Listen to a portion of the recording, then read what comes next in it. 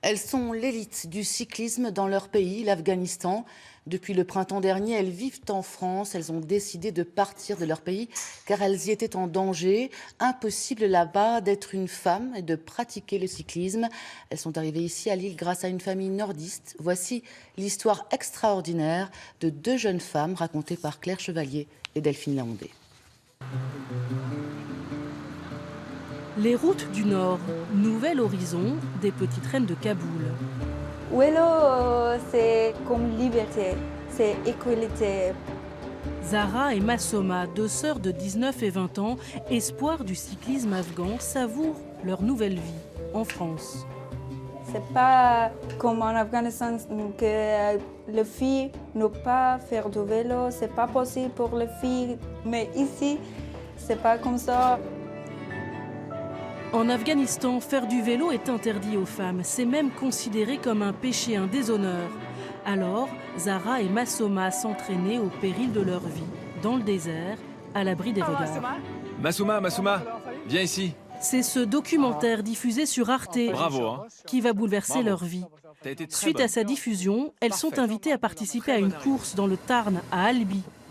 Ému par le reportage, un nordiste et son père, passionnés de cyclisme, décident alors d'aller faire la connaissance de ces jeunes femmes courageuses. On est tombé sur le charme, il y a quelque chose qui s'est passé. Comme on avait un contact avec elle et que les menaces se sont faites un peu plus sérieuses sur elle, et que mon papa avait les compétences juridiques pour essayer d'avoir les visas et l'asile politique, on s'est lancé dans l'histoire. Voilà. Le destin des deux familles était désormais scellé. Moins d'un an après leur première rencontre, toute la famille Alizada arrivait en France et obtenait l'asile politique. Aujourd'hui, Zahra et Massoma poursuivent leurs études à l'université de Lille. Heureusement, j'ai commencé l'université en France.